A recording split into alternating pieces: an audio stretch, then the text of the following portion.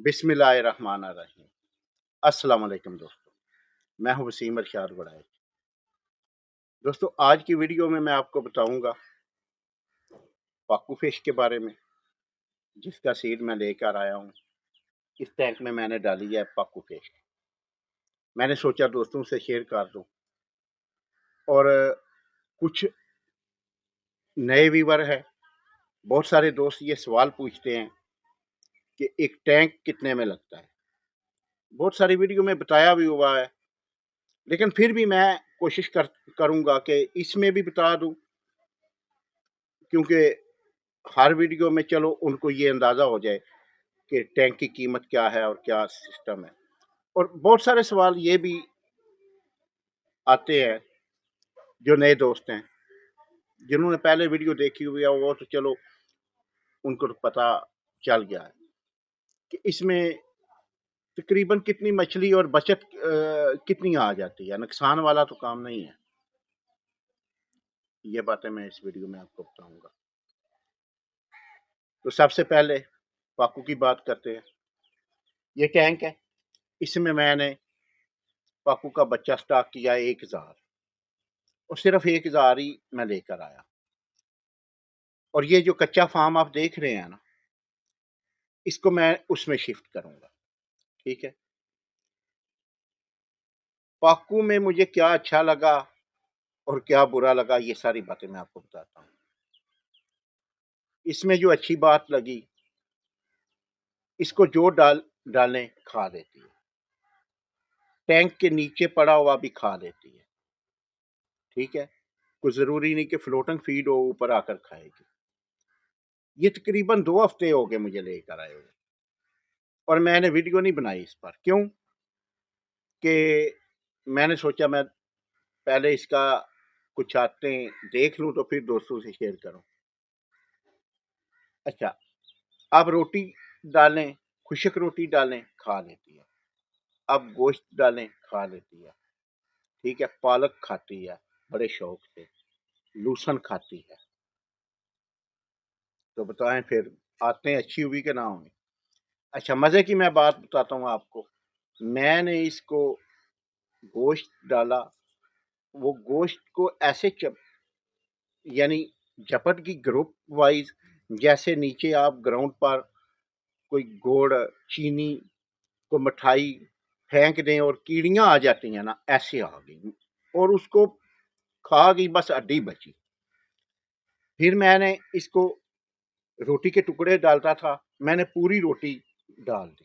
वो नीचे रोटी बैठी, उसके इर्द गिर्द ऐसे गोल दायरे में मछली उसके साथ चिमट के। और ये आते मुझे बहुत पसंद आई, क्योंकि ये जो है ना, मैं पंगेसियस पालता था और वो नखरे वाली है।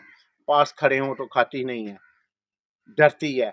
लेकिन इसमें ऐसी कोई बात नहीं है, माशाल्लाह ज़बरदस्त। यानी इसकी खाने पीने के मामले में आते ज़बरदस्त है।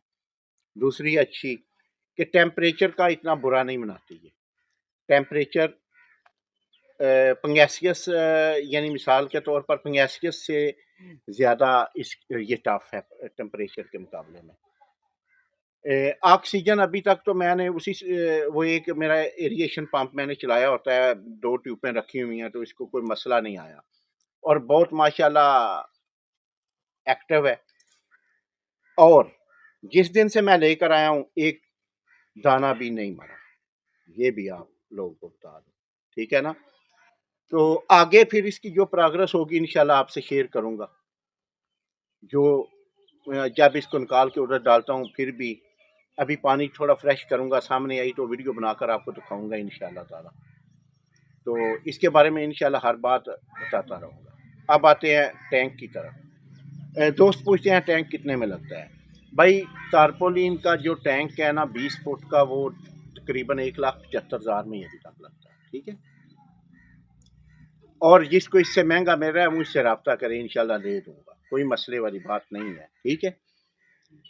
जो 15 फुट का टैंक है वो 20-25 हज़ार कम कर लें, वो तकरीबन 20-25 हज़ार ही उससे कम लगता है। क्यों कि 20 फुट के टैंक पर भी एरिएशन पंप एक वही लगेगा, اور جو 15 فٹ کا یہ ٹینک ہے اس پر بھی وہی لگے گا، اس لیے ایریشن کا تو تقریباً وہی کاسٹ آ گئی. باقی یہ تارپولین اور یہ جالی اس کا خرچہ کم ہوتا ہے. پھر ایک دوست پوچھ رہا تھا کہ میں میرا پتہ نہیں بتا رہا تھا کمنٹ میں کہ 30x50 کا ٹینک ہے تو اس میں ایریشن لگا کے کتنی مچھلی ڈالوں اور ایریشن کے بغیر کتنی مچھلی ڈالوں. سیدھا سا صاحب ہے، جتنی لمبائی ہے اور جتنی چڑھائی ہے اس کو آپ ضرب دیں. یہ میں فارمولا آپ کو بتانے لگا ہوں. اس کو ضرب دیں، آپ کے سکیئر فٹ نکل آئے. ان سکیئر فٹ کو جتنی آپ کی گہرائی ہے اس کے ساتھ ضرب دیں. یعنی مثال کے طور پر اگر آپ کا 2000 سکیئر فٹ نکلا ہے نا تو اس کو ضرب دیں 4 فٹ سے. 4 فٹ آپ کی گہرائی ہے. اب جو سکیئر فٹ سامنے آ گئے نا ان کو 2.5 سے ضرب دے دیں، کیونکہ ایک سکیئر فٹ میں 2.5 لیٹر پانی تقریباً ہوتا ہے. تھوڑا کمی بیشی ہوتی ہے لیکن اتنا ہوتا ہے. اب پانی آپ کا نکل آیا. اب اس پانی پر آپ 50 کو تقسیم کریں تو جتنی مچھلیاں نکلیں گی وہ ڈل گئیں ایریشن لگا کے. اس کو 20 پر تقسیم کریں اور جتنی مچھلیاں نکلیں 120 پر 120 پر تقسیم کریں، جتنی مچھلیاں بنے گی اتنی ایریشن کے بغیر. لیکن کون سی نسل؟ پنگیسیس، تلافیا، کیٹ فش، پاکو. یہ فارمولا 120 اور 50 کے ان کے لیے. دوسری مچھلیاں جو ہے نا وہ تو اوپن پاؤنڈ میں بہت کھلی سپیس رہتی ہیں. ٹھیک ہے نا، یہ بات میں نے آپ کو بتا دی. اب آتے ہیں اگلے سوال کی طرف کہ اس میں منافع کتنا ہو جاتا ہے. اگر ہم کمپنی کی فیڈ، یعنی کمپنی کی فیڈ کا مطلب میرا یہ ہے کہ ہم جو ریٹ فیڈ کا چل رہا ہے فیڈ خرید کر ڈالتے ہیں، اچھی سنبھال کرتے ہیں، ایک مچھلی پر تقریباً 200 روپے کم سے کم منافع آ جاتا ہے. اب آپ جتنا کام کریں گے اس کو 200 سے ضرب دیں گے. کھلی باتیں ہیں. ٹھیک ہے. اور اگر ہم جگاڑ کچھ اپنا لگاتے ہیں فیڈ وغیرہ کا وہ بھی بتاؤں گا انشاءاللہ آگے جا کر. ٹھیک ہے، تو پھر سستا کام، پھر منافع کی ریشو بڑھ جاتی ہے. اور میں نے سوچا یہ ساری باتیں آپ لوگوں سے شیئر کر دوں. اور بھی ایک سوال آیا ہوا ہے، بہت لمبا کمنٹ ہے اس دوست کا اور مجھے مزہ آیا، یقین جانیں ان کا نام ابھی نہیں مجھے یاد، تو مزہ آیا کہ ان موضوع پر آپ ویڈیو بنائیں کہ مثال کے طور پر زمین کی تیاری، ماحول، دھوپ کی کمی بیشی، مکمل اس نے نا لکھ کر بھیجا اور بہت مزہ آیا. جو بندہ اس شوق سے پوچھتا ہے بہت مزہ آتا ہے. اس پر پوری لمبی ویڈیو بننی ہے، وہ میں انشاءاللہ اگلی ویڈیو اس پر بناؤں گا. اور ساتھ ہی انشاءاللہ کچھ پریکٹیکل چلتا رہے گا. ٹھیک ہے نا، جو یہ تالاب اوپن پاؤنڈ کی جو پہلے میں نے ویڈیو لگائی ہوئی ہیں ان کی ہارویسٹنگ دکھاتا رہوں گا انشاءاللہ تعالی. تو اگر ویڈیو پسند آئے تو چینل کو سبسکرائب کریں، ویڈیو کو لائک اور شیئر کریں. انشاءاللہ اسی طرح کی ویڈیو آپ دوستوں کو ملتی رہیں گی. اور مجھے دیجیے اجازت. اوکے جی، خدا حافظ.